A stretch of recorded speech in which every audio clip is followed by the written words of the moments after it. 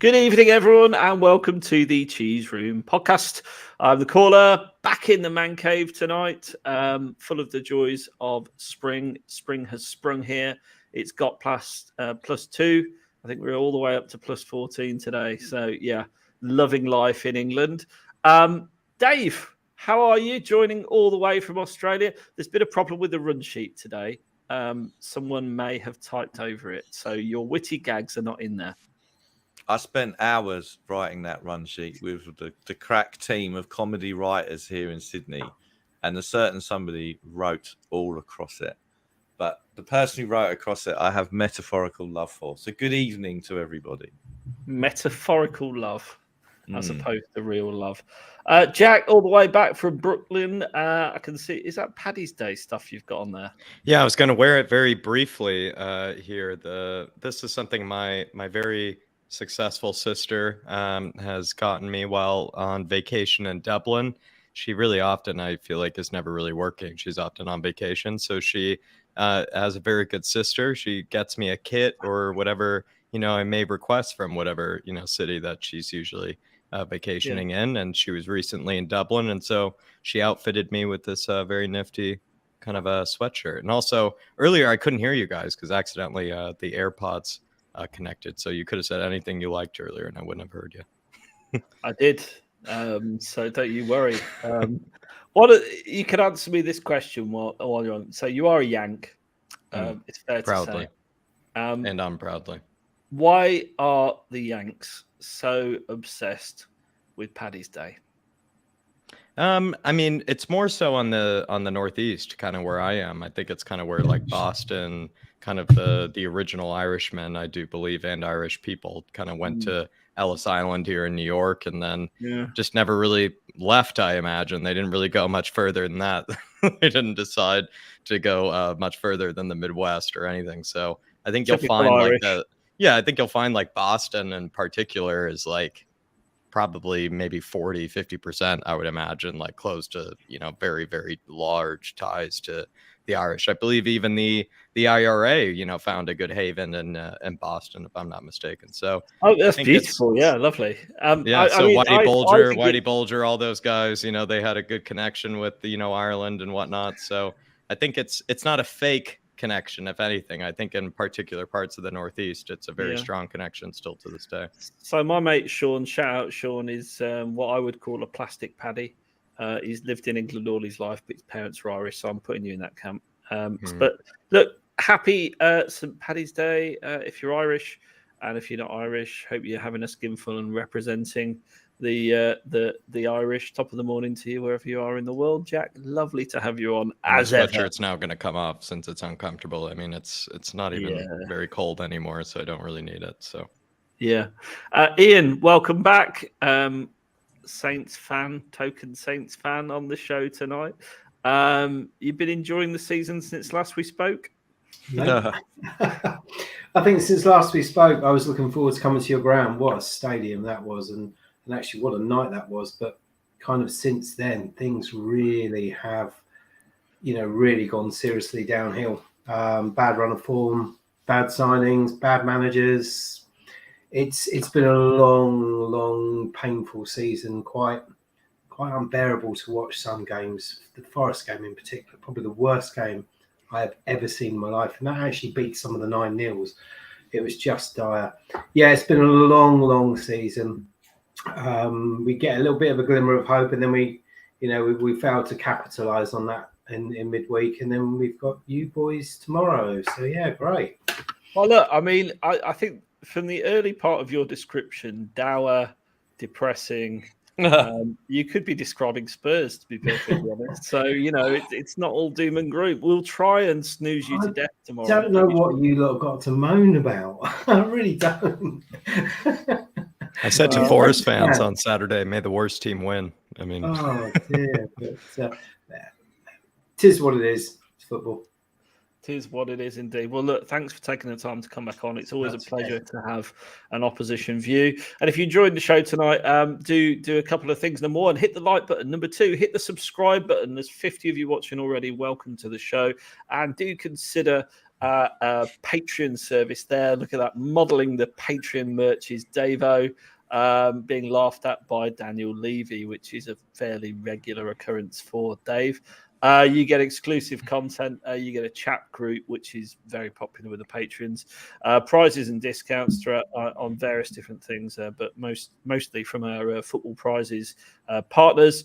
Cheese Room merch after 6 months. Fantasy football. There's Predict a Score with Seb, and it's all just £3 a month. You get to be part of the Cheese Room community, and you also get to talk to us every day. Which, you know, I mean, if talking to Davo every single day isn't enough for anyone, then I don't know what is. That's got to be worth £3 a month. There's some ladies on Tinder that would love to talk to you every day, Dave, for £3 a month, perhaps. I don't know. What's Tinder? I don't know where I'm going with this. It's like Bumble. I don't know. You don't know. Bumble. Bumble and Mumble. Tinder profile, leave you out. This segue is not going well, so I'm just going to move on. We've got the game this weekend, tomorrow. There's Pedro Porro, who seems to be settling in a little bit better now. And here we go. Here is the league table. Ian, I know you're depressed a bit by Saints this season. I know you've had a couple of managers, but you're not out of it, are you? No, we're not out of it. You know, we sort of sat before Wednesday's game and we said, 4 points this week, that would be a good week. 3 points. Actually, yeah, you take that. 2 points. You end up with 0 points, and then all of a sudden, with the games coming up, and we've got quite a tough run in as well. But yeah, there's still plenty of football still to play. 2-3 wins, it can all change. Certainly with Palace, that they've now entered the mix. We're still in the mix, so that's all you can ask at this stage. We're not cast adrift at the moment, but if we don't pick up anything tomorrow, and then I think I can't remember who our next game is. I think we got West Ham away, and teams like that. So it's going to be tight. I mean, no matter what, the relegation is going to go pretty much down to the last game of the season. Jack, it's pretty close to. I mean, I was listening to the TalkSport on the way to work, and they were talking of this season's Premier League football, because at the top of the league you've got a title race, not one we wanted to be so, but there is a title race, which is entertaining. No one's really running away from it. The top 4 race is very, very tight. Obviously, we're in that as well. But the relegation dogfight. I mean, there's one of about 8 teams. Well, 3 of about 8 teams that could go down. Who do you think? What does that league table look like for you come the end of the season?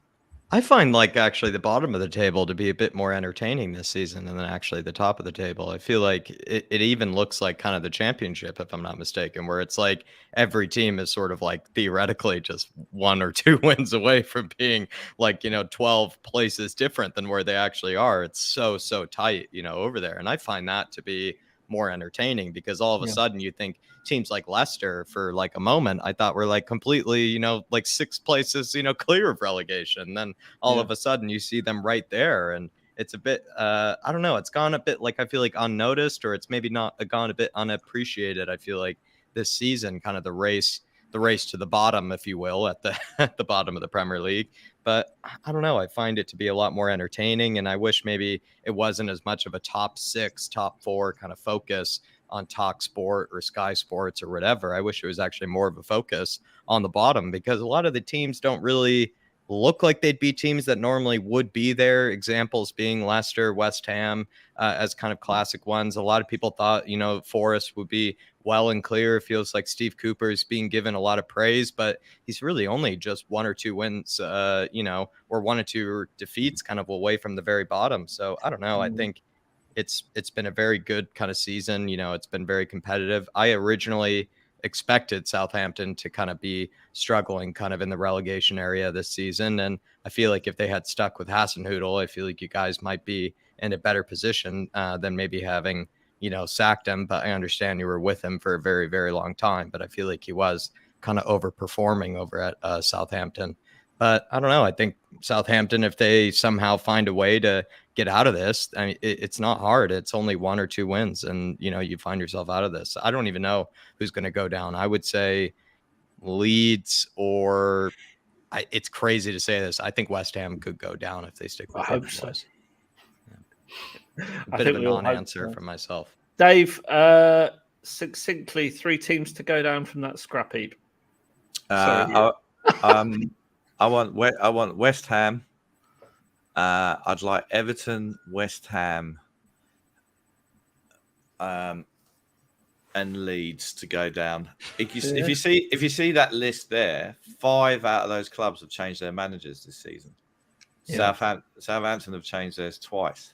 I mean, Nathan Jones was a very odd appointment. It was a very odd. I remember going for a drink with the lad I sit next to, and we were saying that this just doesn't feel right. There was plenty of time to get the right person in before the World Cup to work, to get the time. And the decision was almost as if they had already made the decision before they got rid of Ralph. I get what you were saying, Jack, about Ralph.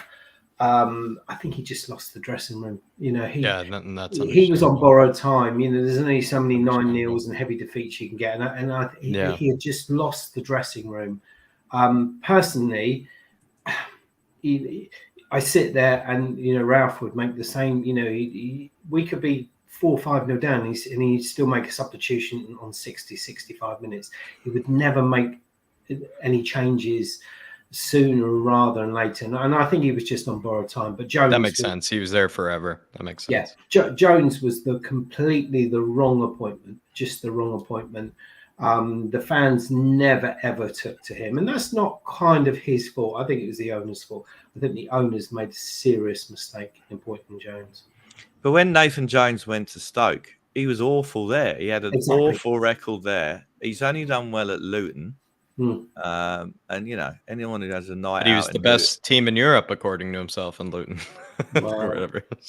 That was his. Yeah, I mean, no, you're exactly right, Dave. I've got a friend of a friend who and he was just saying he destroyed Stoke. He absolutely destroyed Stoke, and it took them 18 months to recover.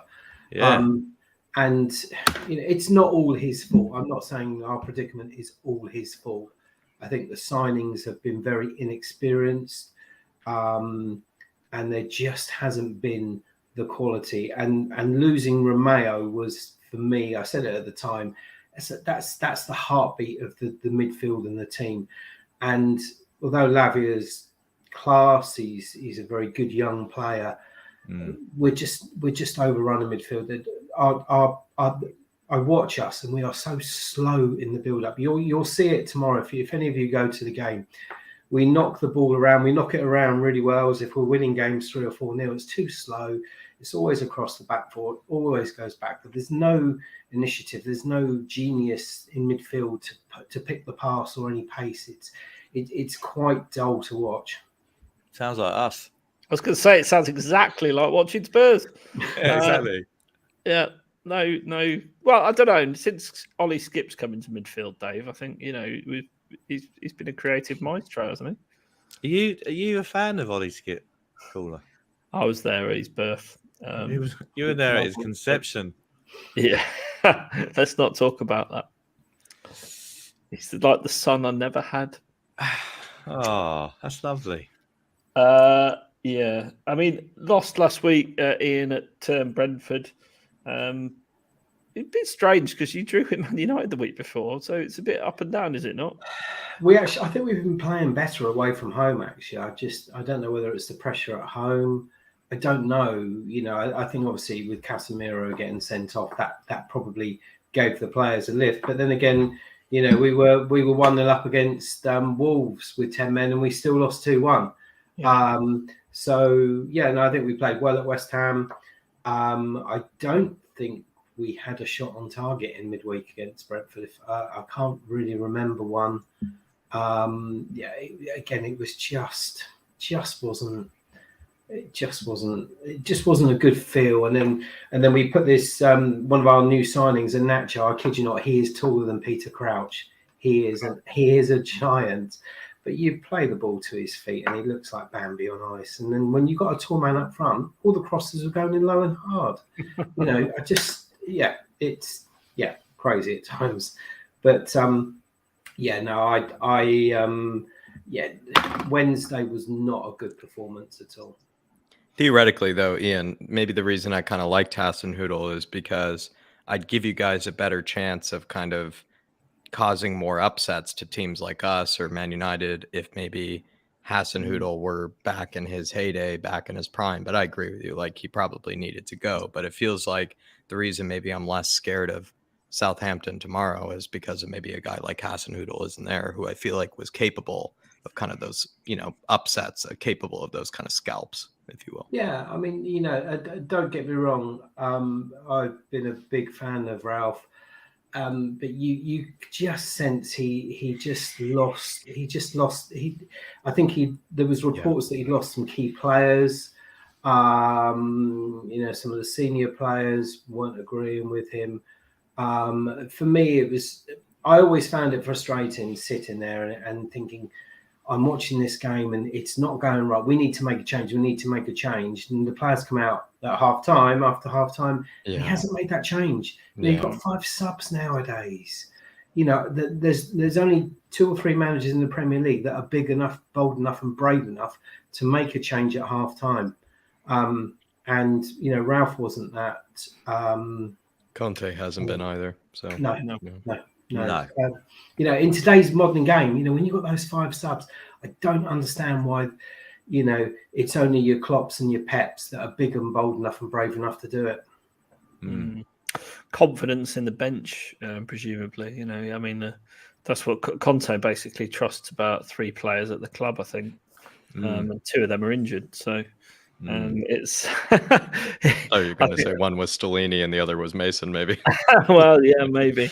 I've got this run sheet. Do we think Gibbo looks like Ralph Hasenhüttl, by the way, Davo? Do you think Gibbo looks like Ralph? Yeah, he looks like Ralph, and he looks a bit like Guy Garvey from Elbow as well, right? With a farmer's accent. That's what Gibbo looks like. And Gibbo loves Pierre-Emile Hojbjerg, Mr. Captain Flappy Hands. Yes, he does. Ian, were you a Hojbjerg fan when he was at TSL? Yeah, great player. Work rate was superb. You kind of always thought that he was always off to you. It's amazing. All the players that we've lost over the years, you kind of get an inkling, whether the agents are just tapping things up, but where those players are going to go. And no, he was a good player. The first season, he really struggled to get any game time. But no, his work rate is superb. Can pick a pass, and that's what I was saying earlier on. We just don't have someone in midfield who can do like Hojbjerg does, who can just put a ball through on a sixpence and just change a game. Our football is very one touch across the pitch, back. It's not clinical. I would say, Ian, actually, Hojbjerg is often criticized for not doing that. I feel like he is actually a much better passer than people give him credit for. Would you say, what do you make of the fact that maybe a lot of Spurs fans feel like, a lot of them want to see Hojbjerg go? The common criticism is that really that's he's not as good as Skipp. There you go. He's not. Is anyone as good as Skipp? I'm a big Hojbjerg fan, but he's a very divisive player at Spurs, actually. I think he's decent. I think he cemented your midfield. I do watch a lot of football, and I don't ever watch him and think, "Oh, mate, you've had a rubbish game." I always think he always looks a consistent player for you, but I don't watch you week in, week out. He's 6 to 7 out of 10 every week, I would say. But in terms of quality, I think Skipp's better on the ball and has got more range to. He's got more to his game than Hojbjerg. Hojbjerg's quite limited, but he's a very useful squad player. He's done well for us. I'm not knocking him, but I do think that if we're going to go to a higher level, he needs to be a squad player rather than a starter every week. But there we go. This guy, Tino Livramento, he's quality on Football Manager. I've got him in. He's my right wing back. Can play left wing back as well for Spurs. By the way, 4-time champions of the Premier League. Hit me up, Daniel Levy. Is he as good as that in real life? He is good. I mean, he was superb last year. You know, the fact that he was playing right back and they were putting Kyle Walker-Peters as left back because Tino had almost cemented that spot. And KWP is a good player. I thank you very much for that one. He's good. He just got injured.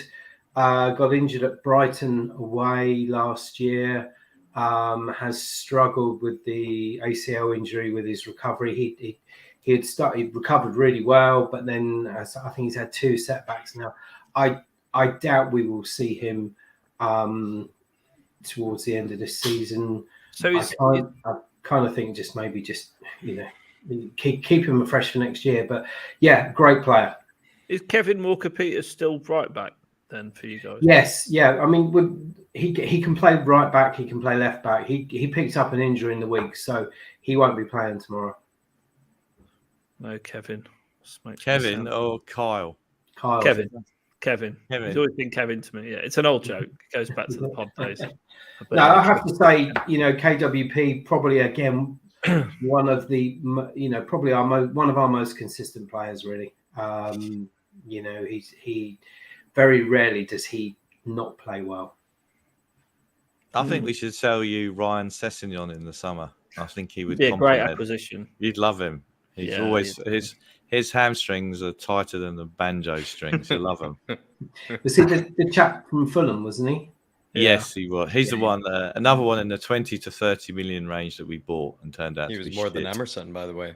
Actually, can I just say, I'm aware that 8 million more. Kyle Walker-Peters, by the way. I'm aware it's Kyle Walker-Peters, but he'll always be Kevin to me, and you'll have to go back to the original podcast to find out why. I think you still have a buyback clause on him as well. I'm sure that's in the contract. Do we? I mean, he ain't gonna get in the side now. I mean, I think in reality, Porro looks a player, to be fair, and I don't think Emerson's no slouch either. Really, I think he's a decent. He's probably the level of Kevin. So yeah. How do you think Southampton will line up then, Ian? What can we look forward to? Well, I think you look forward to an away win, if I'm being absolutely frank. Bissouma will start and goal, I'm sure.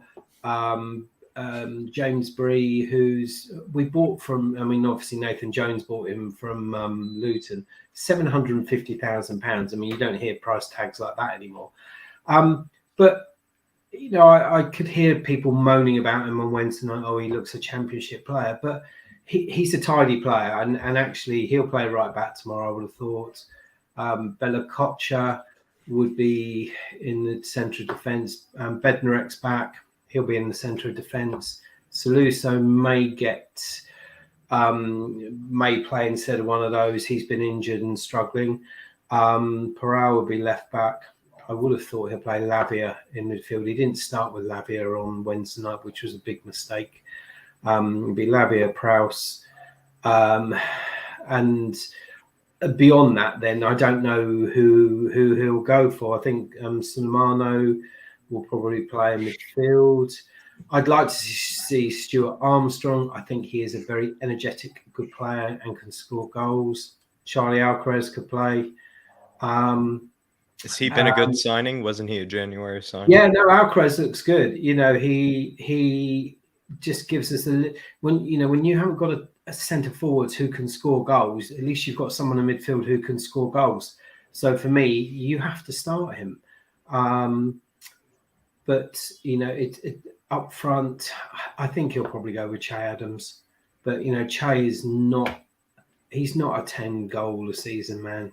And this is our problem. This has been our problem. It was our problem that should have been addressed in the summer. It wasn't addressed.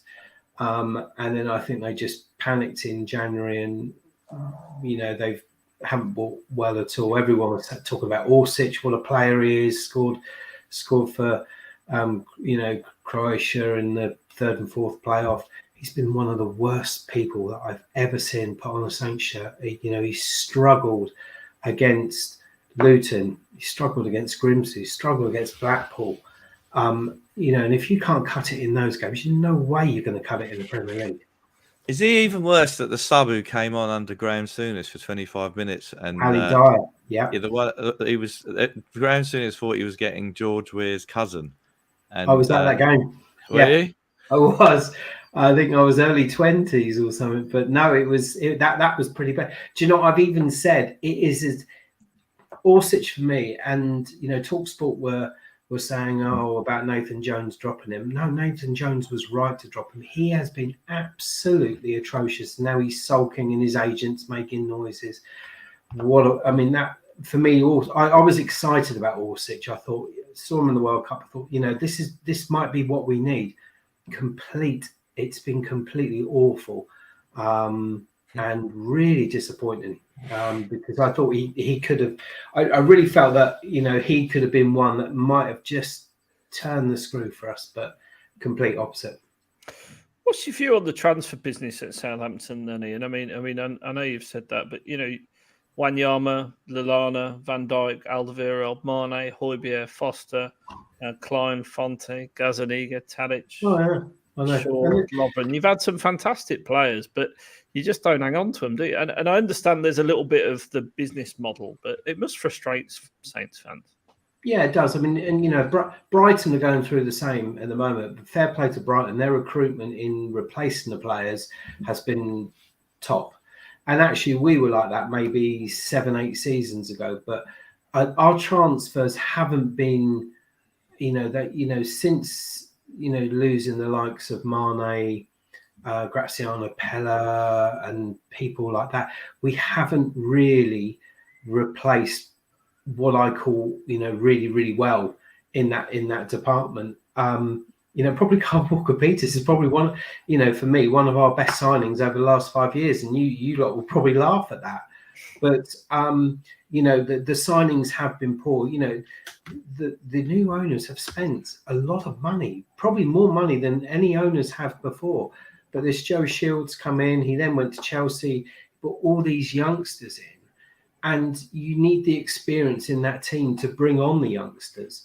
And and whether that was Ralph's policy or the club's policy, I don't know. But it has not worked. We needed a centre forward in August. That was the key signing we needed. And there was talk that we missed out on Gakpo and we missed out on Ramos in the last few days of that window. And Saints fans would talk about that, but we didn't get over the line. So it's failed, and not have, and that's our problem. We cannot score goals. No, you can see that. I mean, there's the recent form for Southampton. Yeah, makes you almost happy to be a Spurs fan. But there's never any happy Spurs fans. So, what's your view on that, Ian? By the way, do you think we're all spoiled brats who need to lay off the owners and get real? Yeah, I mean, I know quite a few Spurs fans, and there's always one that makes me laugh. He always comments on the Spurs comments, and he's very much blinkers. I'm a Saints fan. I know what's wrong with my team. I know where we go wrong. I know our strengths, and I know a lot of our weaknesses. Yeah, you have a fantastic stadium. I don't, and it's a bit like, I'm going to say the swear word for you, but when Arsenal built their stadium, they didn't buy a lot of players. They didn't, for 3 or 4 years, they didn't have the money. You couldn't just go out and do it. Unless you get an absolute crazy owner who comes in to your Chelsea's or your Man United, you're only going to be able to do that if you build and your stadium is by far the best stadium in this country. It was an absolute honour and delight to go there last year. I absolutely loved it. And Mr. Levy's going to, I know he's such a good businessman, but there's only so much money in the pot. I think probably Spurs will start to, the right back you bought, you spent some pretty serious money on that.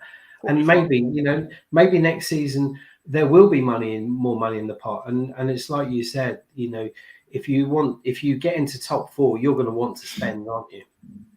Well, I've spent about 400 million in the last 4 years. 400, 500 million, is it, Jack? Something like that. 400 million, not enough, I guess. But in the case of Dago's really struggling to contain himself for his face. Yeah, I think you asked the wrong person on that one. Yeah, no, I didn't. I asked the right person, Jack. Yeah, maybe we saved ourselves. You're probably right. Well done. In the case of, I think, where money is kind of allocated with Spurs, I think it's not always, for me at least, I feel like the amount of money you spend, it doesn't really matter. You look at the case of Chelsea, look at the case of Forest, like it doesn't really matter how much money you spend. It's really just how you spend it. And of course, Brighton is the team that everybody want to model themselves off of. That's not really possible because Brighton are sort of modeled off of whatever that is, that the owner's like top secret, almost like CIA level scouting department that he has. He owns some company that seems to be like the top, notch sort of scouting department basically in the world. And then that scouting department, is then benefiting the likes of Brighton, which then affords them the chance to be able to work with, a little amount of money and still get really high rewards out of it. I think where probably Spurs fans get really frustrated is we have a lot more money to work with than Brighton, yet we somehow operate kind of like Brighton, but operate a lot more stupid than teams like Brighton do with whatever scouting department we have, with whatever money we give. Because at the end of the day, we have spent a lot of money. You look at how much money Steve Hitchen has wasted. I mean, he wasted whatever it is, 45 million, 50 million on Davinson Sanchez.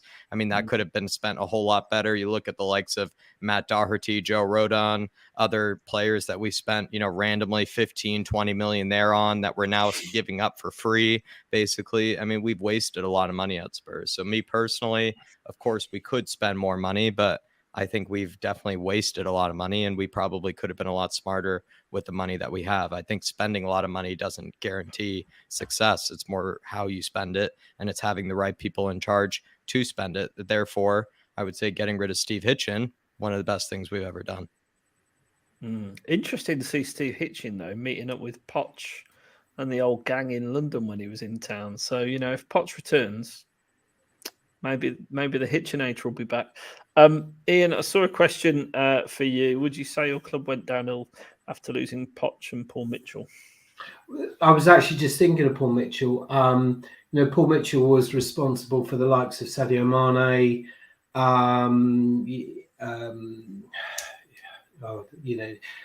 those and Virgil van Dijk, those sort of people. I wouldn't give the credit to Mitchell. I'd actually give the credit more to Cortese, who was the chairman at the time. Very ambitious and would go the extra mile to get these people in the club as well. But yes, I mean, no, I wouldn't say we went downhill. I thought Ronald Koeman did an exceptional job. He got us into Europe. So I wouldn't necessarily say we went downhill at that point. I'd say actually we went downhill after we lost Ronald Koeman, because we were like the Brighton now. We were knocking on that 7th, 8th, and maybe trying to sneak into Europe. Poch was brilliant. He was a complete unknown, an absolute complete unknown. People raised their eyebrows, but you could see within 3 or 4 games that Poch had something about him. And I like Poch. I'd love to see him back. I would have loved to have seen him replace Ralph Hasenhüttl, but it's almost as if he knew that something's coming up at the end of the season. I mean, I remember the uproar when you sacked Nigel Atkins because he'd just taken you up and you hadn't started that badly, and you sacked him, and then you brought in Poch, and I remember the Saints fans were up in arms about it. Yeah, they were. I think it was more the fact that the way the club had treated Atkins, back-to-back promotion, we just got a 2-2 draw at Chelsea, and then you got rid of him. So that decision had already been made. But, Poch came in. I met him once, had a chat with him. Really, really nice guy as well.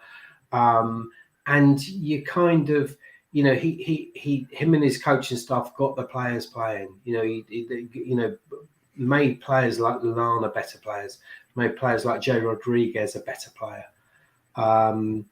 And he was superb. He was absolutely superb. And actually, he gets a fantastic. He always gets a fantastic reception when he comes back to St Mary's. Mm-hmm. Yeah, he was probably, Paul Mitchell probably was the best DF until Paratici came in anyway. What, you think Paratici is better than Paul Mitchell? I think that's yet to be proven, Dave. We're just at the start of the Paratici era. How many windows? Hang on. How many windows has he had, Paratici, now? Did you see the show on the Irish the other day, Dave? We actually tallied up all the transfers of Paul Mitchell over 3 seasons versus the 2 seasons that Paratici has had, and he's already on par with Paul Mitchell. Good plug, Jack. Good plug. Where is Paul Mitchell nowadays, then, chaps? Do you know? Monaco. He's at Monaco, and he just got released from there, I think. Yeah. Not doing too well over at Monaco. No one could have a hit ratio of 100%, Dave. Only you. Only Paratici. And Oasis, obviously. So some team news for Spurs. So apparently we are pretty much as you were. Get it, Dave? Very good. Well done. Well done. Sessegnon, Bentancur, Lloris, and Bissouma still injured. Nothing more so far. And there was a quote on Fraser Forster, another one of your old players, Ian. For sure, Fraser is playing very well. He's shown to be a reliable player, shown to be a really good guy. I remember him playing well in the Champions League when he played for Celtic, and I was at Juventus. He impressed me. Good player, positive character for the dressing room. For sure, Hugo is our keeper, but before to come back, he has to stay well. We won't force the situation because he needs to be right, and Fraser deserves credit. And we're really happy with Fraser, but Hugo is our number 1. So not expecting to see Hugo in the starting 11 for Saints. So Mr. Forster will get a return. I mean, Fraser Forster, he's done all right from what I've seen. He's a bit slow down into the corners would be probably. Yeah, he is. Yeah, I agree with that. He'd always look very slow to get down, to dive to his bottom left or bottom right. Partly because he's built like the Hadrian's Wall. Exactly. But, when he spreads himself, he's very, very good keeper. But a little bit hit and miss. But actually, whenever Saints put forward a really good run over the recent years, it was always when he was in goal. And look into that. And I actually, I always would say at the time, whenever we have a decent run, Fraser was in goal. So I saw your last game, and I thought he played really well. Yeah, he's decent. I always. Fraser Forster's best game I've ever seen him play was against us for you in the new stadium where you beat us. I think it was 2-1 in the end, 3-2, something like that. And he was in goal, and he was like immovable. You just couldn't score past him. I think we had something ridiculous, like 20 shots on target, and he saved a lot. He can do it. He can absolutely do it. You can mount an argument that he's the best. He's been the best signing out of that summer transfer window. You look at can you just imagine if Lloris was out for that period of time last season, then Golini would have been our goalkeeper for all this. But again, no. I think you're being harsh on Golini, and you'll all take the piss out of me. But he hadn't barely any playing time whatsoever. I think Golini, if given enough time, would have been better than Lloris. I think really. I think Lloris is that shocking. I genuinely do. I've looked back. I've had to for. Again, I'm not plugging the Irish again, but unintentionally plugging the Irish. I'm going to be doing a bit of a video on Lloris's mistakes this season. I think Lloris has been by far the worst keeper in the Premier League this season. In general, he's probably been the worst keeper in possession. I mean, majority of the goals that he's cost us have been when he's just been kind of dwindling on the ball in possession and has just been caught out, and then it's led to a goal conceded. I think genuinely he has been that poor when it comes to either, even as well, look at some of the rash decision making he's made, like against Newcastle, for example, when he rushed out of his goal, or in both North London derbies, he's given up basically 2 atrocious goals in both North London derbies that basically cost us the game in general. I think Hugo Lloris could not be any worse, if anything. I think it still to this day, He's leading for like most goals leading or most errors leading to a goal this season. He's been out for like 10 games and he's still leading in that metric. Like he's been absolutely dreadful, Hugo, this season. And then that's not just shot stopping. Like he's been very poor at shot stopping, but he's been so poor in possession. The reason I actually love Fraser Forster is just because finally I can watch a goalkeeper caller that can actually make a first time pass. I've never seen Hugo make a first time pass in my entire life. He's dreadful in possession. Like he's been a liability this season. I actually think if we had dropped Hugo sooner this season, we'd probably be 9 points higher up the table. I'm not kidding. He's been that bad. But would you have replaced him last summer? When you looked at it last summer, you would have replaced him last summer. I've never been a fan of Hugo since the drunk driving thing. Never been a fan of his. Never wanted him to be a captain. Never thought of him as actually... He's a good shot stopper, but he was never good with his feet. And so once the shot stopping went, he was going to become an average goalkeeper, if not worse than an average goalkeeper. And the shot stopping, I think, has probably gone at least 2 years ago. I don't think it was there last year. I think it was there in spurts, but I don't think it really was there like consistently last year. So if I had the chance, I probably would have said I would have rather sold him 2 years ago, if not further. He wasn't good with his feet. Never been a Hugo fan. Nenever been a Hugo fan. Do you know how many games Galini actually played for Spurs? I just think anyone could have, if anybody gets the opportunity to offer real competition to Hugo, I think we get to see how bad Hugo is. And I think Forster has done that. I think Forster has come in and has been given the chance to, show what he does that maybe Hugo doesn't. And that's why, I kind of rest my case on Hugo. Yeah, but I'm very harsh on him, though, I'll admit, but that's just because I don't think he should have been captain. The moment after the drunk driving thing, he should not have been captain. I think that was atrocious decision-making by the club as well. But do you know how many times Galini played for us?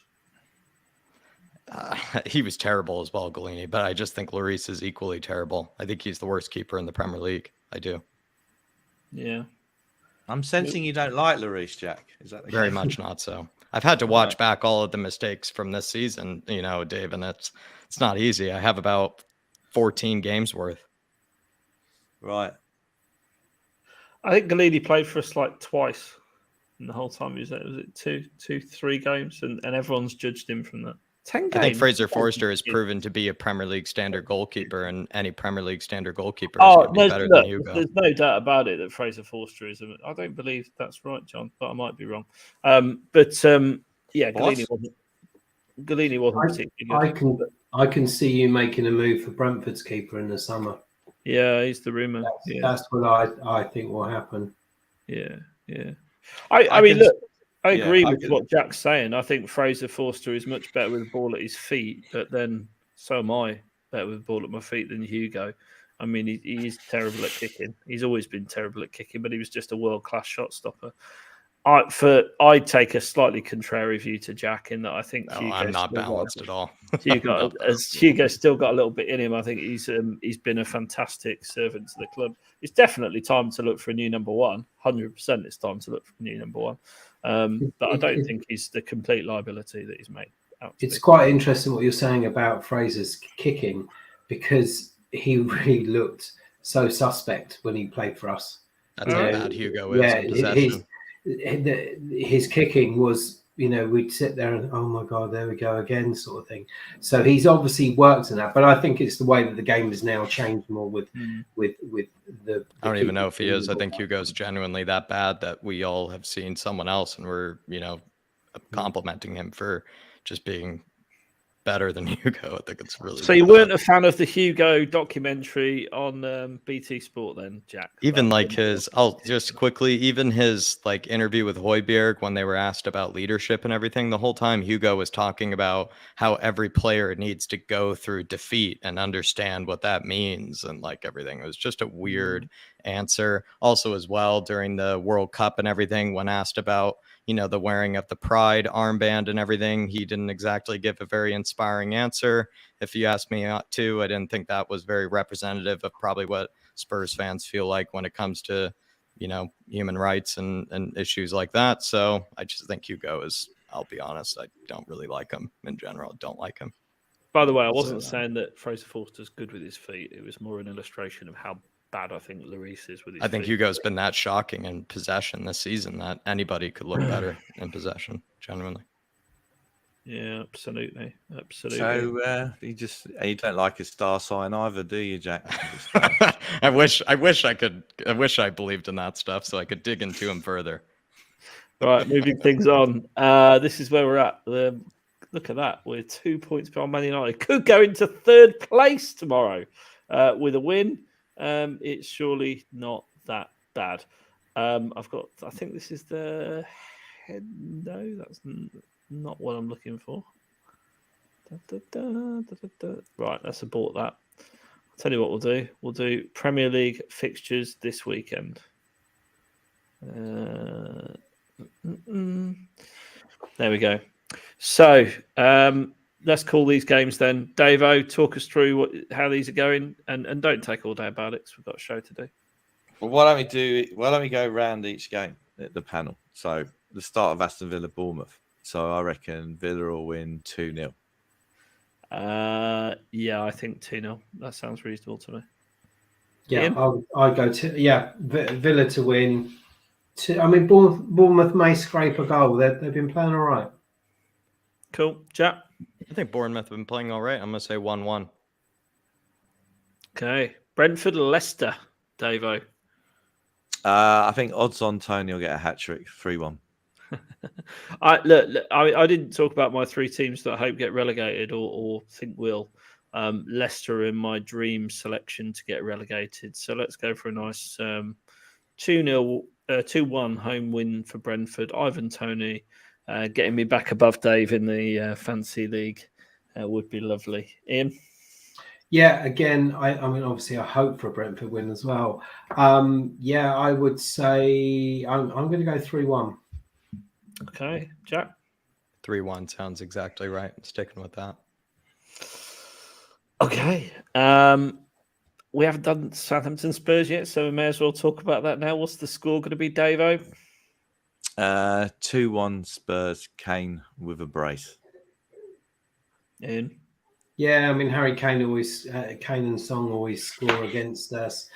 I'm actually going to... I can't see us scoring. I'll be honest, I can't see us scoring. I can see you getting 2 or 3. Jack? I think it could be 4-1. James Ward-Prowse still finds a way to score somehow. 4-1. I thought you were going to say, but who scored for us? Who scored the one for us? We'll find a way to concede. Don't worry. I'm going to say a draw. That's what I'm going to say. A 2-2 at Desmond, because I'm not inspired with the way we're playing right now. Wolves versus Leeds. Davo? Wolves will win 1-0. Hugo Lloris scores the winner. Okay. Yeah, I would go Wolves. I think it'd be a tight game. 1-0 or 2-1. Yeah, there's only one goal in that game, I feel, for Wolves to win. Jack? Yeah, I feel like Wolves, I don't know, they're probably the better of the two teams. I think Leeds are starting to look a lot worse without Jesse Marsch, and I'm surprised that's a possibility. So I'm going to say Wolves win 2-0. Okay, and I'm going to say, for my old man, Wolves to win 3-0. I'd say Thiago Costa, but I think he's injured. Chelsea and Everton, Davo. Chelsea getting a bit of run going now. Potter's working his magic. Yeah, very good. I see what you did there. Potter and magic. Very good. Well done. You're good tonight. Yeah, after your badminton win this week. It's been a big week. You were. Thank you. I think Chelsea will win 2-0. Yeah, I think Chelsea turned... Potter's a good manager. I know you might not say that being Spurs fans. No, I think he's an excellent manager. But I think him and Eddie Howe, future, really good future England managers. Hopefully, I'm going 3-0 Chelsea. I think they'll really hit it tomorrow. Jack? I think Sean Dyche just got a decent result. I'm going to say 1-1. I think Graham Potter could find himself very frustrated by Sean Dyche. I think most people are. I think that I can see draw written all over this one. I think, Everton are scrapping for everything, and Dyche has got them playing better. And also Graham Potter, they're starting to score now, but they were never scoring before. I could see Sean Dyche frustrating him. I really could. The only thing I'd say is they're at home. Yeah, True. I'm going to go with True. Chelsea 2 or 3-1. Let's go 2-1. Goons versus Palace. We can dream, right, Davo? Managerless Palace. The Goons are going to win 3-0. Yeah. Sorry. I agree. Ian? Yeah, I think it will be as convincing as I'm also going to go. No, do you know, I'm going to go 4. I'll go. Is it 8 points clear at the top if they win that? Is it 8 points clear? Correct me if I'm wrong, Jack. Yeah, I think it is 8. Yeah. I don't know. If they're looking for an interim manager bounce, maybe on our way down south to Southampton, we could drop off Ryan Mason if they're looking for an interim manager, and he could see if he could do a job against Crystal Palace. So I'm going to say, just because I never like predicting them win, I'm going to go with Desmond over there. It's actually going to be a crazy game. Okay, and I'm going to say, unfortunately, Arsenal will win 4-0. Yeah, that's reasonable. But they'll bag me loads of points for my dream team, so all's not lost. FA Cup games in it. Man City are going to... I'll go first with this one. They'll destroy Burnley, like 3-0, 4-0, something like that. Dave? Yeah, 5-0 City. Ian? I don't think it'd be as much as that. I think Burnley, Company's done well. I know Nathan Teller, who we should have bought back in January, he's scoring goals for fun. But yeah, it depends what side Pep puts out. I'm actually going to go 3-1. I fancy Burnley to sneak one. Okay. Jack? If he wasn't a part of the contract of players that are former Pep players that are supposed to give Pep a good game, but eventually lose to Pep, it seems to be a contractual obligation of playing for him. So I'm going to say they lose 2-1.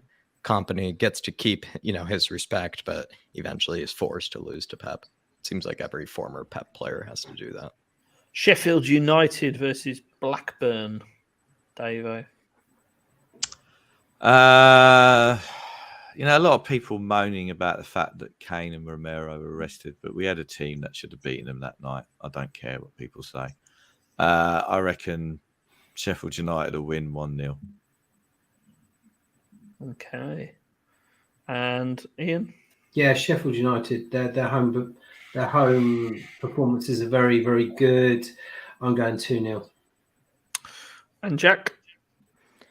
If Spurs were in that match, I think we would have scraped by with a 1-0, 2-0 win. Sheffield United, I think, will do the same. Maybe a 2-0 win. Sheffield United will beat them. Could have been us. It could have been us. Brighton, Grimsby. Davo? So who did Grimsby beat in the last round? Yeah, very funny. Oh. I think Brighton will win that 3-0, and Grimsby will bring a big trawler of fish down to Brighton and it'll stink out of the place. Grimsby. Yeah, okay. I think Grimsby's run will come to an end. Fair play to them. I think if you saw that second penalty, if you're going to give penalty, and it was a foul, and it was a foul in the box, and I think referees should be giving more penalties like that. I really do. But I'm going to go 5-0 Brighton. I think Brighton are that good. I think Grimsby's run will come to an end. But their fans were superb, and fair play to them. They've done ever so well. Chat. Yeah, I think Brighton will find a way. 3-0. 4-0. I think it could be a wipe away for them. Also because they play a very progressive brand of football. So I can imagine they'll definitely take away Grimsby quite easily. David, let's talk Man United and Fulham then. Man United, surely it's them to win. I'm going for a shock Fulham 1-0 win. Okay. I'll take that. Ian?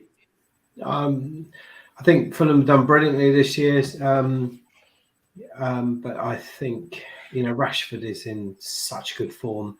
I'm going 2-0 Rashford to score. Okay, Jack. It's curious, like what Fulham want to compete for. Do they want to compete for trying to finish in Europe, or do they want to compete to make a big cup run and be in a cup final? I think it's up to them really. And so if I were them, I'd try to be in a cup final. So I'd try to give this game their all. So I'm going to give it to Fulham as well, 1-0. And I'm going to say Man United are going to win it 2-1. Rashford with a brace, elevating my dream team even higher. Disappointingly, Newcastle have just won. Penalty in the last minute. That's good news for me. At least one of us is happy, Ian, right? Yeah. It's but did you know, Ian, Spurs have actually lifted a trophy this week? Yes, Dave was telling me, congratulations on, because you guys get so much stick for not winning a trophy. That's right. So well done, congratulations. So the club and Heung-Min Son have been recognised in the 2022 Football Reputation Awards by the World Sport Association. Davo, you've been one of the most hardened critics of the hierarchy at Spurs for not delivering silverware. How does it finally feel to get a trophy over the line? Well, I think it's great news. I've been fortunate to see us win at Wembley. I've seen us fortunate to lift the UEFA Cup, a great night on White Hart Lane. But for me, this is my 45th season of supporting Tottenham. And as the holders of the Reputation Cup, I hope we defend it well next season. It's great news. And it's a vindication of the strategy of our owners. And we'll only win it next year because we've got the go-kart track to come.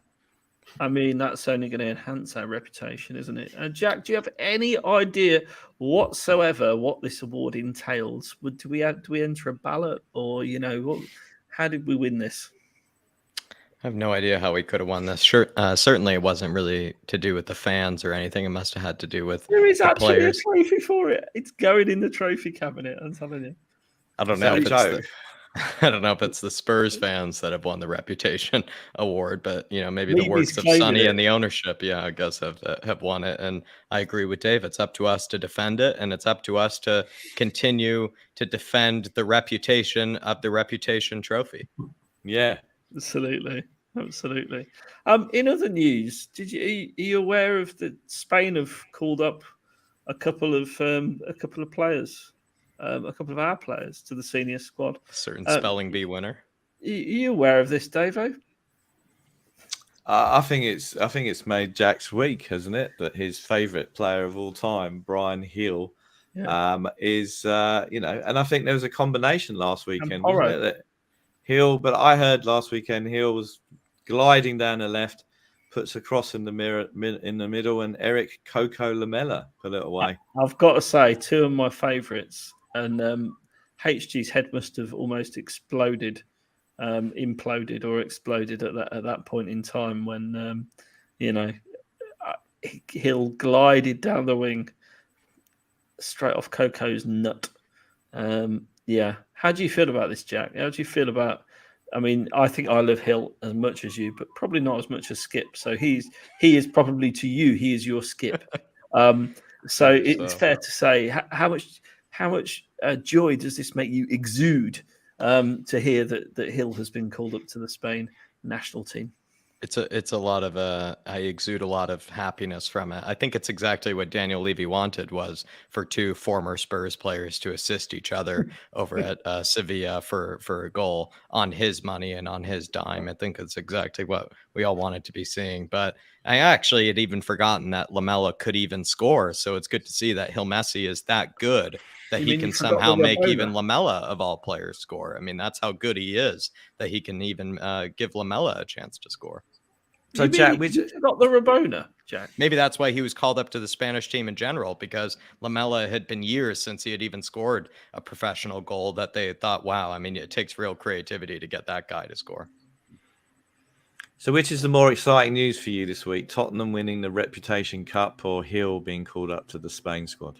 I think it probably has to be the award to Bryan Messi. As much as I do appreciate the Reputation Trophy, I think Bryan Messi's prophecy, as well as his reputation, is what I will defend more. As much as I will defend the reputation of the Reputation Trophy, I will further defend Bryan Hill's reputation in that regard. And also, as well, I must be honest, with the lack of minutes for Danjuma, it feels like we could have just kept Bryan Hill around, like I had originally said. Keep the prophecy, keep the player that the one and only Antonio Conte had even likened to Bernardo Silva. I mean, high compliments. I mean, I can't be honest. I think Bryan Hill was done to a little bit at Spurs. So it's nice to see him rediscovering his club form somewhere he's appreciated. Pedro Porro, though, let's talk about him because just getting serious for a bit, Pedro Porro has looked better, Jack. Right? So Ian, I think you've got a bit to worry about down that right hand side from us, because I think Porro, from what I've seen, looks like he could be quite a player. And I hope this is not another right back false dawn, but certainly looks better than what we've had there in a while, right? Well, I mean, get another drink while you guys talk about this, by the way. You've spent big money on him, and I mean, I must admit, I haven't really seen him, if I'm being honest. But I would say our left side is our weaker side out of the two. Porro at left back is very good going forwards, but if you put the ball in the air, he just won't jump. He just doesn't compete. It's almost as if he just thinks, I'm not going to win it. I'm just going to I think our left side is our weaker side out of the two flanks. Is he poor defensively, would you say, Porro? Because last time I think we took advantage of, I think it was like Generpo or whatever, it was that left wing back last time. I think, that was the start of the season. And Generpo had a new lease of life. Ralph decided to put him at left back. And, we all sort of like laughed and bolted it. But actually, he did all right. But, Generpo is not... I can't believe he's still at the club. I thought he would have been gone in the summer, if I'm being honest. I remember, Ian, you saying before the first game of the season, because you were on before the first game of the season, you said that Southampton... No, I wasn't. No, I was on the game last January. Right. I was on holiday. I actually missed the Spurs game. Unfortunately. Well, whomever we had on who was a Saints fan said the left-hand side of Southampton was appalling. Yeah. And Kulusevski probably had his best game of the season then against that, because he's not been very good this season. Yeah. I actually think we're better on the left side when Kyle Walker-Peters plays there. And Maitland-Niles has been playing at right back, and Kyle's been over on the left. But certainly it looks as if Walker-Peters picked up a hamstring injury in the week, so I doubt very much he will be playing tomorrow. Right. I feel like Porro or Pedro Porro, and coming up against the other Perro, or instead of Porro, is probably a good option instead of, I don't know. I like Emerson. I actually think we're a bit more comfortable now on the right-hand side, because we have a very defensive option with Emerson, who I think is also very good in the air, even though Ian had just kind of complained about or not complained, it just sort of said that Porro is not very good in the air. I think Emerson is actually very good in the air defensively, and we sort of benefit from that from time to time. And then we have Pedro Porro if we need someone who's very good going forward, who can kind of whip in the crosses that Emerson can't. If anything, and I know, David, you might kind of, maybe you already scream here a little bit. I know you're not looking forward to this type of assumption or this type of prediction, but I actually think we have a bit of a resurgence of a Kyle Walker, kind of Kieran Trippier type situation with Pedro Porro and Emerson. I think Emerson could be the more defensive option like Kyle Walker, and then Pedro Porro could be the more, better option going forward, kind of like Kieran Trippier. I listen, I think Emerson has been bloody awful, and for Parity to spend 25 million quid on him from Barca was an absolute joke of a deal. But I've got to hand it to him in his character, because when you're getting booed when you're coming on and booed when you're coming off, and he spent all that money to improve himself. He's got character. He has got character, and we've got, if he's fit, you've got the Newcastle away, Liverpool away games. He'll definitely play in those games, and he might even play Man United at home. So I've got to hand it to him. He's shown a lot of character and respect for that. Porro, Mr. Muir says he's not very good defensively, but he pulled off a miracle the other week. He took a free kick and hit a crossbar. I haven't seen that from a Tottenham player since Glenn Hoddle. in the 80s. Yeah. Glenn Hoddle could intentionally hit the crossbar. That's the Indeed. amazing thing with Glenn Hoddle. Yeah.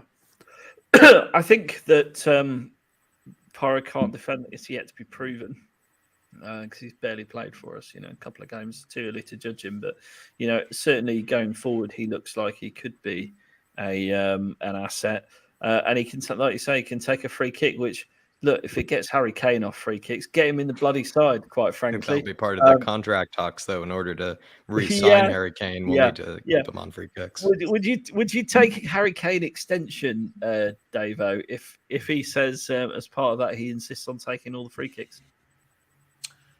Yeah, of course I would. I'll take it. I mean, his extension is going to be 1, I want to be the club captain. 2, he'll probably have a clause that says I'm picked the whole time. 3, He already has that. Yeah, 3 that Charlie Kane becomes the pitch side announcer and replaces Paul Coity, the Coitster Coit. And that's how it will go, I reckon. Whatever we need to do to get Kane gets his own personalised go-kart, whatever he wants, he can have it. Yeah, that said, I mean, on the right, I just think it's good that I think we've got 2 good options there now. I think Porro, as I say, it's very early days. Emerson has looked a lot better since Porro came in, and I think that's a little bit harsh, Paul. I don't think he's played enough to say that, but if Sulemano plays tomorrow, he's quick. I kind of seen this, it kind of reminds me a little bit of Mane, just on how quickly he can actually just accelerate through the pace. He is a quick player, Sulemano. Didn't have a great game in midweek, but when we've been playing pretty badly, he's been the shining light in recent weeks. So with his pace tomorrow, that could be quite interesting. I mean, I think I don't know who'll start at right back. I mean, who would you start at right back, Dave? What do you think? I mean, we haven't really discussed our 11 because it's kind of been fairly consistent lately, hasn't it? But Porro or Emerson, who do you want to see? Look, I mean, no offence, Ian, but Southampton at the bottom of the table. We've got to get a win. I'd play Porro. Yeah. Jack, anything from you? I actually feel like this is the point I kind of bring up with Emerson and Porro. I kind of like both options, and I feel like it's not that much of a headache to pick either, whereas the left-hand side is a huge headache, more so to pick. So Emerson, if I guess Solemano, if he's, maybe looking quite good, I'd probably go with Emerson then, just based off what Ian is saying. But if we back Pedro Porro to bring maybe, that dynamic going forward, then I'd back Pedro Porro. I'm actually comfortable with both options, really am. And I think that's something we haven't said in a long time when it comes to the right-hand side. And on the left, is it an unpopular opinion that Ben Davies is our best left wing back that hasn't almost played there for most of the season, Dave? A lot of people moaning about Conte and going, well, who's he improved? He's no good, right? I'll tell you one player I think he's improved is Ben Davies, right? I think he's, I do actually, because Davies, obviously we played him at centre back, which he played for Wales and looks better there. So revolutionary, that, yeah. It's revolutionary. The centre back as a centre back. Christ, I never would have thought it. Yeah, but as part of the 3 centre backs, he's fine. Not as part of 2 centre backs, and as a left wing back, it reminds me a little bit whenever Super Jan Vertonghen played left back or left wing back. Sometimes remember that Dortmund game. I think Davies looks good there. The only unfortunate thing, it means that Clement Longley gets to play, and I love him. Hang on. Just because you don't like him, I don't think he's done it. He's had one really howler this season, but nearly everyone in the team. I felt like he was even waiting for that, howler. It felt like I already heard the Longley slander before that howler. Yeah, he's just desperate to get the knife in. But we'll go back and look at the Wolves away goal, the way that he just didn't challenge in the box for that. He's not very good. He'll go back to Barcelona and carry on picking up his wages. Well, he'll go back to Barcelona because he's on £200,000. He's still better than Eric Dier. Yeah. Is Longley better than Eric Dier? That's a that's sacred cow for the summer. Tallest dwarf territory there, isn't it? Tallest dwarf territory. I don't think Longley is as bad as people make out, if I'm being really honest. He's just a meh signing. Or meh. Right. Yeah. Yes. Very good. Well done. Yeah. Rest of the team pick itself. Winks and Hojbjerg in the middle, I guess, from you guys. Yeah, nod if you agree. Winks and Hojbjerg Winks. in the middle. Yeah, Winks. I was gonna say. Oh, Winks! I thought you loved Skipp, not Yeah, Winks. but Hojbjerg. Oh my God! It's because Winks is next up in the run sheet to discuss, and he's got into my brain. Yeah. Poor form Skipp, there, Collar. Poor form, especially as a Winks hater. Skipp and Hojbjerg. Yeah, I know. I don't know what I was thinking. Too much whiskey, clearly. But yeah, Skipp and Hojbjerg in the middle. Forwards, Kane, Son. And do you play Richie or do you play Kulu? What's your thoughts, Dave? I think you play Richie. I mean, I think Son's been crap this season, and I think we should sell him in the summer whilst we get some money for him. We're so crap at selling players. I'd sell him in the summer. And everyone's sentimental, and he's a lovely guy, and this, that, and the other. And I get all that, and he's been a great servant. But it's like I would sell Son in the summer and let Kane run down his contract unless we give him that go-kart that he wants. Okay. I think Richarlison will score tomorrow. It's just written, you know.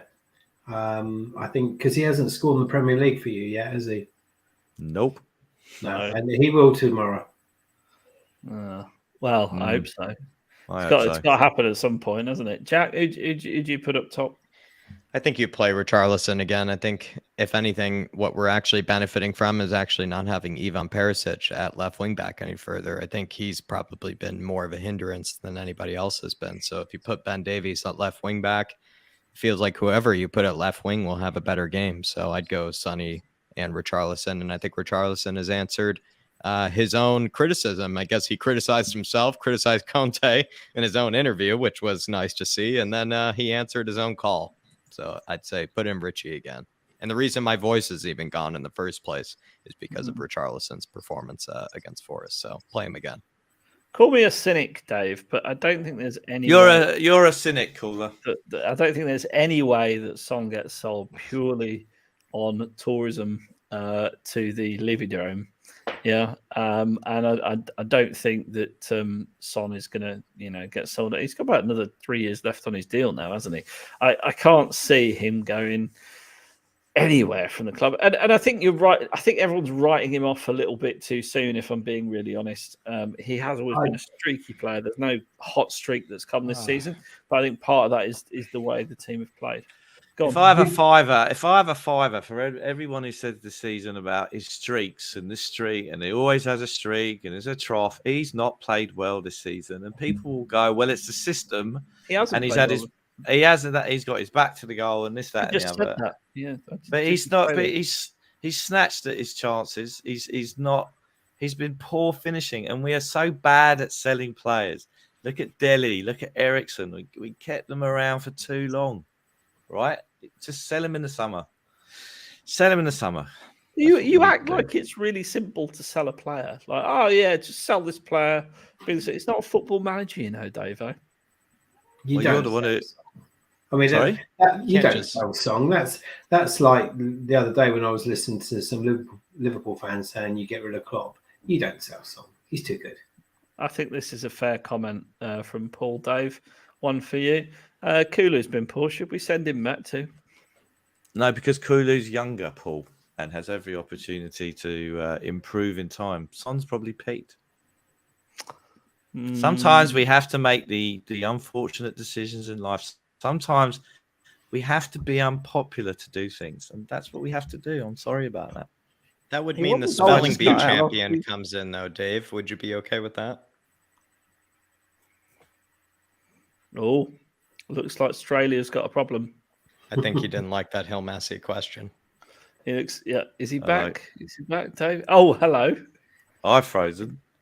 Yeah, you're me. Yeah, you. Yeah. Absolutely. But I'm enjoying this. So carry on. No, it looks like he's gone.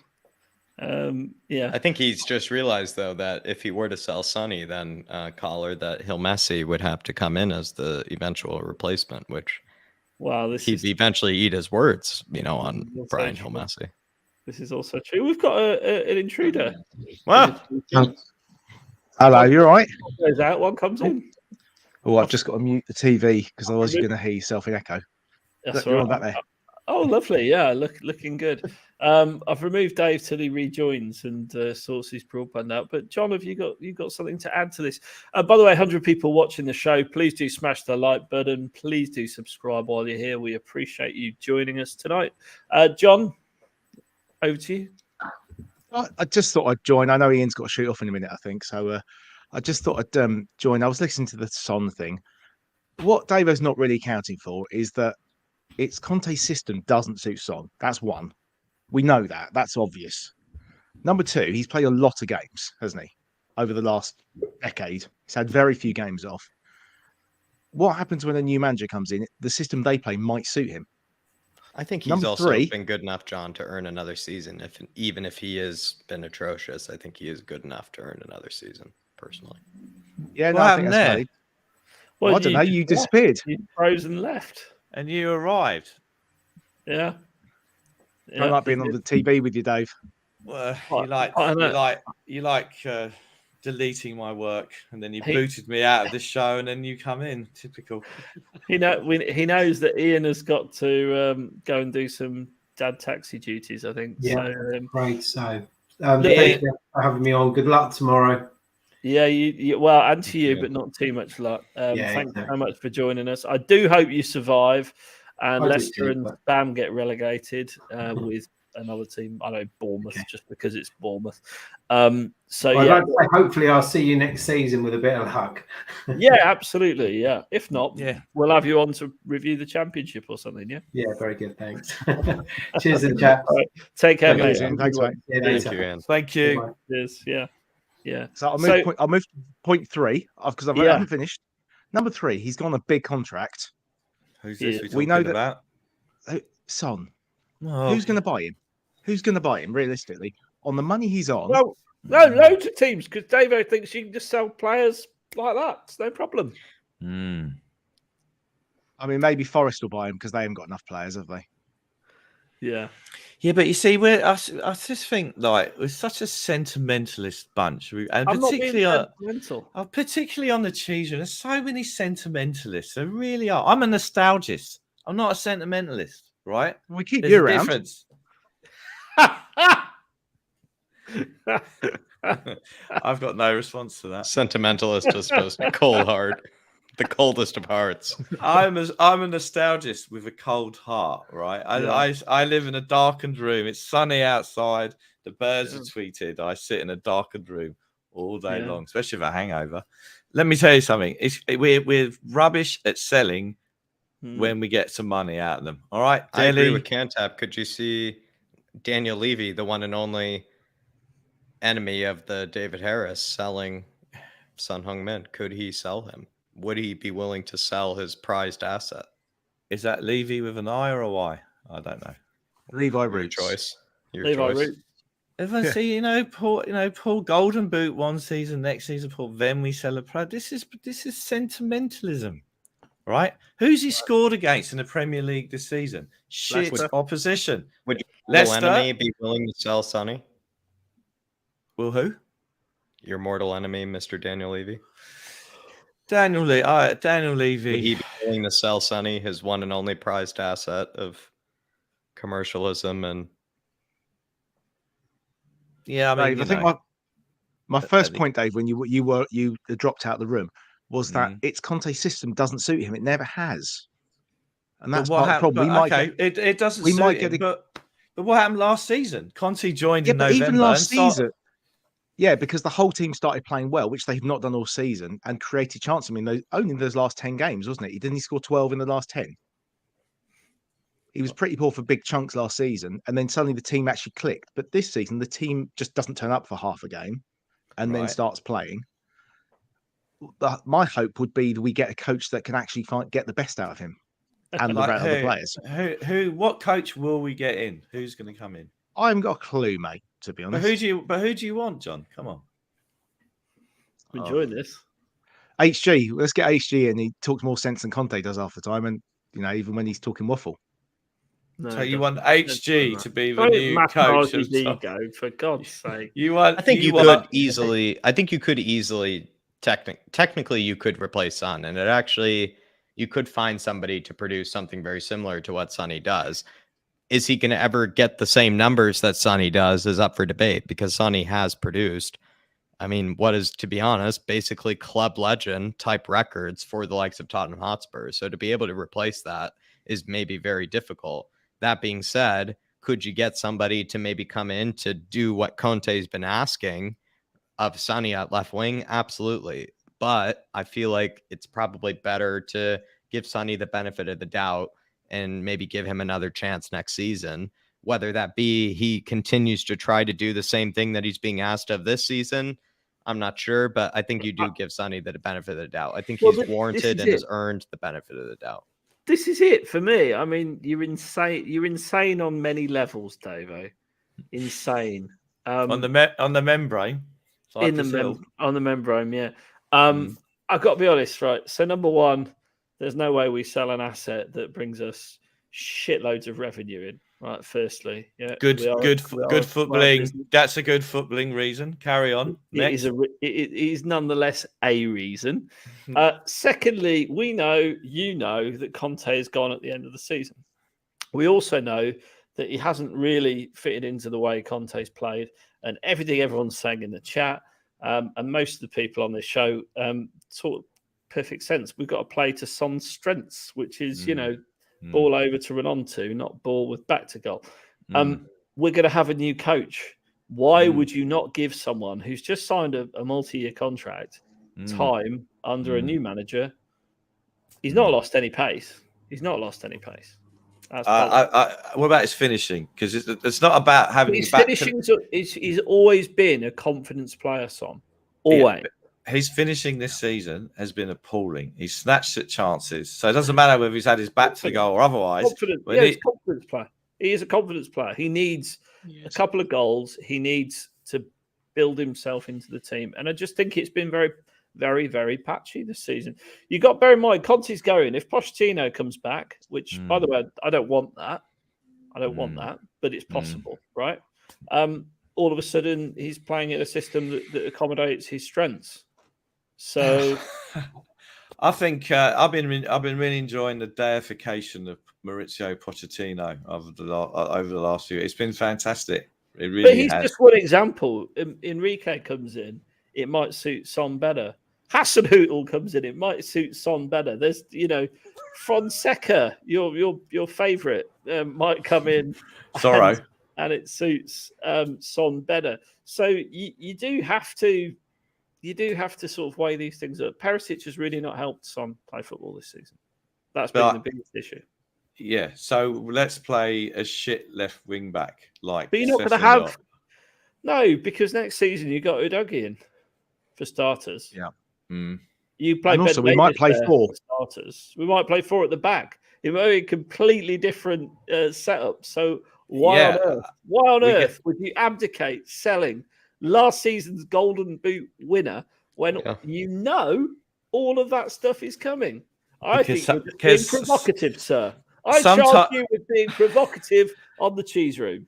Sometimes in life, you've got to do some unpopular things, all right? And I love Sonny. He's given me a great amount of pleasure over the years from a footballing point of view. He's never been the same since he signed that Burberry deal. I'm telling you. It's all gone down with the Burberry. I think, Dave, if you're more willing to sell Sonny, then you should be more willing to have sold Hugo 2 years ago, like I was making the case for. I think we could have probably have sold Hugo maybe 2 or 3 years ago. I think you could then, if you're willing to sell Sonny now, you should have been willing to sell Hugo 3 or 4 years ago, in my opinion. Comment of the night. Nice work, King Hoddle. Yeah. I just, if we are going to go by the basis of, sell by their expiration date, I think Hugo expired at least 3 or 4 years ago. So we should definitely, I think, should have sold him then. So if we think Son has expired, then, we should have sold Hugo at least 3 or 4 years ago. Jack, have you had a bad experience in a boulangerie this week or something? There's something. As a what's the French matter? person cut me off in Brooklyn. Yeah, has some French person drive on a bicycle? Was his name Hugo? Yeah, was there some? What's the Yeah, matter? he took the last Santander bike next to me in London. the rent bikes. Yeah. Jack, I'm guessing you've never seen the film Hugo either, Jack. I'm just guessing. It's just you've avoided that over the years. Is I that right? actually made sure that new French movie, I think it's called Come Closer, or whatever it is, that I saw all over the London Tube kind of advertisement boards. I was making sure that Hugo wasn't in it so that I could go see it. Yeah. I mean, do you think you dislike or hate Hugo as much as I dislike or hate Harry Winks? That is my question. I think Hugo, I think given how long he has been here and how much I think he has been overpraised, I think I have a very special relationship with Hugo because it feels like I finally have had my moment, Caller, to be able to kind of vent my frustrations that have always been there with Hugo. Yeah. But it felt very unpopular to do so, and probably felt a bit maybe uncalled for because he probably was a decent servant for us. But now is kind of my moment to call out Hugo for what I've always felt, and I think David is doing the same thing here with Sonny. He's doing the same thing with Sonny, so I'm just kind of pointing him to the shoes that I've been in when it comes to Hugo Lloris. Well, I take your 11 years service for Hugo. And I raise you, Harry Winks has been at Spurs since the age of 5 and incompetent during that entire time period. But just talking about Winks Watch, there was a quote that hit the media, was it immediately jumped on by some vultures on Twitter who used it as a damning indictment of the club. Here's the quote. No one from Tottenham has contacted me, not even Antonio Conte. I was and remain totally focused on Sampdoria. I have a loan agreement till June and I'm satisfied with this experience. I don't know what my future will be after June. I do, Harry. And I don't know, and I don't even think about it now. I only look at the next game, but I was pleased to have this choice this year. I'm proud of it, and I repeat it today beyond the certain difficulties. This was immediately jumped on by the Twitter sphere, who volleyed a few cannonballs Daniel Levy's way, Conte's way, saying, how dare the club treat someone that's been a club boy for years. Levy in this way. It's just another damning indictment of what a shit Daniel Levy is. And then Harry Winks then clarified his comments about no contact from Spurs were in regards to plans for next season. There are still plenty of games left for this season for both Sampdoria and Spurs. And this has to be the full focus, both. Having been at Spurs since the age of 5 and terrorising Caller since then, I have nothing but respect for the club. So was this just misinterpretation, a cry for help? Or was is he on the Enic out payroll to further demonstrate incompetence at the club? John, we're obviously all on the Enic out payroll, aren't we? As you know, as we have been told many times. No, the Enic in payroll. Enic in payroll. Sorry, apologies. You're on the wrong payroll. Mate, I'm on all. I'm on all the payrolls. Payroll, yeah, all the payrolls. Anyone that wants to pay me, just give me the dollar. Anyway. Yes, people just using this for their narrative. Many of those people, if you go through their tweets, just search Winks on their pages, you'll find that they all wanted Winks out last summer. my club. And were very negative. And most of them were very negative and wanted rid of him. So they're hypocritical twats. In fact, I think it was Levy's fault that Winks was here for so long, and then now it's Levy's fault that Winks hasn't been contacted in the email. Yeah. I mean, I would have thought it was a job for the player liaison officer to check on him, see who is the player liaison. Who is he related to? There's more than one, Dave. There's a number of player liaison officers. The guy that does all the security is Alan Dixon, who is Levy's brother-in-law, which is where you're going with this. Is he? But he deals with security of the first team. There are other people who look after the other players. Right. Okay. And that's why he does the sub now, because they've taken jobs away from him. He's there just to make sure there's no, biffo on the side of the pitch and stuff. Right. So maybe Donna Cullen's son should have got in touch with Winks to see how he was going. You Here know? we go again. I think I think Harry he's Winks busy, is mate. He's struggling. busy with the the investment the club made with his company. I think Allegedly. Harry Winks is struggling with a sense of relevancy, where he's realizing that he's sort of irrelevant to Spurs and anything having to do with Spurs. And no one's asked Sergio Reguilon. Sergio, you had a great game against the likes of Alaves. How do you feel about your future with Spurs? You know, he hasn't didn't come up have a yet. great game, It did feels he? like Harry Winks says, sadly, he's gotten maybe a collar. I mean, we all know he gets a bit of a big head at times, and maybe playing for the future Serie B club that is Sampdoria, he's gotten a bit of a big head here, and he's starting to think that, with his big playing time for a future relegation side of the Italian Serie A, he started to get a bit of a big head, and he's like, why have I not been called back already to the likes of Tottenham Hotspur? And then the likes of the Levy out movement have pounced on that and have thought, exactly right, why have not Spurs contacted the glorious Harry Winks to bring him back to Spurs to solve all of our midfield problems? So, you can see where they're coming from. I find that crazy that at one stage, and me myself, I have not changed my narrative on Harry Winks, as have you, I think, caller, but I wanted Winks out from the very beginning. I didn't blame that on the ownership for Winks being here for so long. I think that's just the case that Winks has found himself to worm his way inside the club for probably homegrown reasons. No, but he was here for so long. Players, Jack.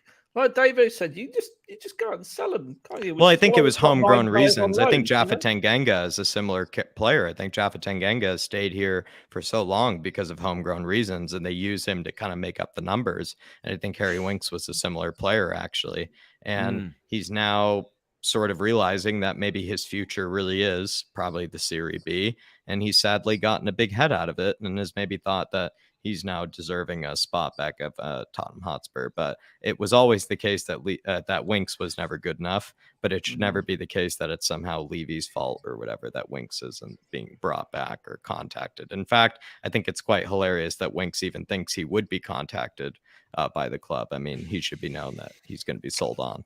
Well, these are by the same people that got outraged this week about the women's team sacking their manager. By the way, did anyone else get a notification from Spurs? Let us know in the chat if you did, from the Spurs app saying official club announcement, and get really excited thinking, oh, Conte's gone. He's gone. Or Enic is selling the club. Hooray. I thought maybe it's one of those two, and it was just the women's it was the women's team manager being fired, but this was also then latched on by some absolute planks on Twitter. Dave, why did you do that?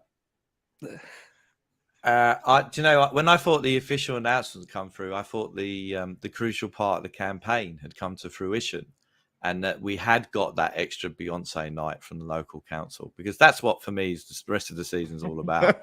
If we can get Jay-Z's other half, that additional thing, I think that will put us. I think that will put us in good stance for having the Reputation Cup, winning it again next year. Do you know what I mean? If we get that extra gig, I think that's important. The reputation of that cup is that line. Yeah, I mean, I was quite in favour of doing a new feature on here, tweet of the week, which my tweet of the week was definitely the outrage by people saying that, typical of the ownership and the board, that we've sacked a manager and haven't backed them. I mean, honestly, people saying that who know absolutely fuck all about the women's team, is even I, an Enic outer, thought that was ridiculous. You got to, I mean, I'm not asking, I've said some controversial opinions tonight. That's the role of what I do, but I do ask for some sympathy for people, because some of the people who want Enic out, it's like metaphorically wanting Brexit and finding myself aligned with Nigel Farage. Do you know what I mean? It's a tough position that I'm in. I need your sympathy. I really do. I think at one stage, even we had heard that it was a mistake from plenty of people in the Levy out movement. They were saying it was a mistake to invest in the women's team. And then all of a sudden, now it's a mistake to sack the women's manager. It does seem a bit, if anything, something I've been accused of before. It sounds a bit flip-floppy. Yes. Invest in the women's team, do you, Jack? Well, I've actually been a big supporter of the likes of Ash Neville. I think Ash Neville should continue at right wing back. I was liking the 5 in the back system that we had previously under the previous manager, but I understood why she needed to go. And so I actually support the decision by Enic and Levy to get rid of the manager, and maybe we can benefit from a new manager bounce. Also, with the huge new signing at Beth England, I guess that also got unnoticed in the Levy out movement. The world record signing. The world record signing for the women's game, something that you would think would also be a great thing for the women's game, to have world record signings and to show that we can continue to push the dollar bill when it comes to that element of the football. And so I guess that got unnoticed. But the moment that apparently we sacked the manager and Spurs were doing quite poorly, it gets noticed. And also, just quickly as well, I would say Spurs were, I believe, 3rd or 2nd in the table for quite a long time, actually, with the women's team. And we were kind of actually, I wouldn't say we were overperforming, but we were slightly punching above our weight, and we were doing much better than likes of Liverpool, who I believe are actually relegated or in the championship. A team like Liverpool, who have plenty of resources to invest in their women's team, they somehow found themselves relegated from the Women's Super League. So you have to also put that into context, that there are teams that have no excuse to not be in the Women's Super League that somehow find themselves not in the Women's Super League. So there's that as well, that at least Spurs can boast having a team in the first division. Jack, I've been on a few shows with you, and I've always enjoyed being on shows with you. But this, I think, is the most ranty I've ever seen you. I'm very ranty. I think the moment I talk about Hugo, I guess that's where I get going. I just think it's that boulangerie incident you've had this week. You've not had a good week, have you, mate? You need just chill out, man. This week, not a good week with the French. It's because he came over to the UK. Yeah, because he came over to England. That's what it is, isn't it? I was holding up a Gary Neville's one of our own signs, so maybe I'm just a bit ranty this week. Maybe I'm a bit passionate. Yeah, you are. I mean, you met Becky as well. I mean, is she taller in real life or not? Honestly, no. I imagine I bet her own Jacko, like I said, will be taller than me, I imagine, at one stage. Right, okay. Yeah. Are you short, Jack? I don't think so. I'm 6 foot. Or people told me I'm 6 foot, but I'm actually 5'11". I'll say I'm 5'11", actually. Well, I don't think I'm short, though, by any means. There you go. There you go. I think I'm quite average, which is... I'm so old. You'll take it. I'm so old, I'm starting to shrink.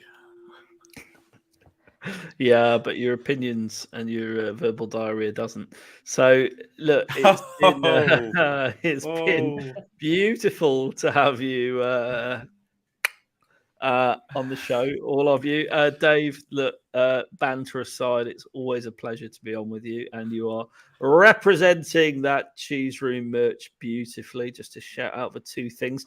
Download our podcast now. It is available on Spotify, Apple Music. Make sure you hit the subscribe to that, as well as this show. And our Patreon. Look, Dave's doing a great job repping the brand there. There he is with Levy laughing at him again twice in one day. You can join our Patreon group now. All the details are on patreon.com/Cheese Room Podcast. Dave, thanks for joining. It's a pleasure. I feel a lot better now. I was very hungover at the start, but I think particularly Jack has helped me with my hangover today. It was the pre-show tune selection tonight, wasn't it? That was giving me a bloody headache, to be honest with you.